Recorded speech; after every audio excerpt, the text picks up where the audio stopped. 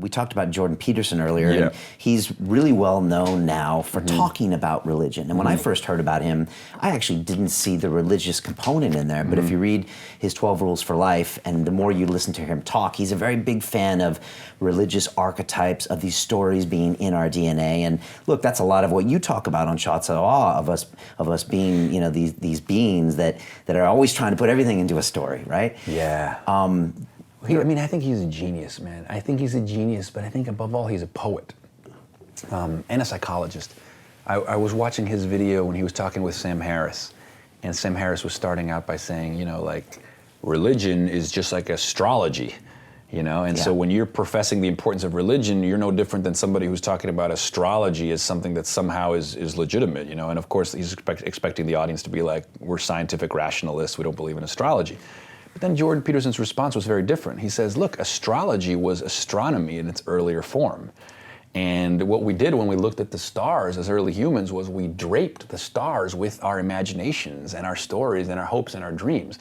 You know, astrology and draping the stars with meaning was no different than what we do with cinema now.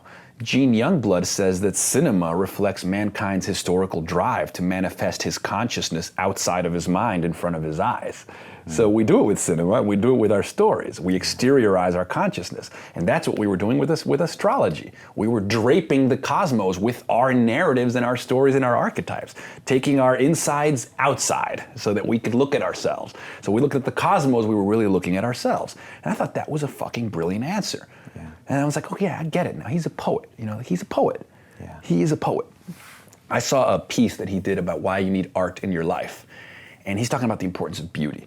He's talking about like Gothic cathedrals and how they're like trees and how like the stained glass is like the light going through the trees and like how exquisite they're humans to spend hundreds of years laboring to make something so beautiful you can barely stand it. You know, he's talking about the aesthetic orgasm, and he's talking about how overwhelming it is, or like music, of how music speaks meaning to people. Music is the one thing that cynical people can't be cynical about. And I'm like, exactly, you know, like when you hear some of these musical scores, you know, some of this Hans Zimmer or Jerry Goldsmith or William, you know, these composers of these movies that, you know, you hear the songs and you get welled up, you get uplifted, you get raised to the highest order, man. And those, I feel, I mean, the closest thing for me to a religious experience, the moments in which I feel like maybe I am divine and maybe death will never touch me, is when I'm carried away by song, is when I'm lifted by a melody and my eyes well up and I start to cry and I'm like, oh, thank fucking God, there is more to us than nature allows.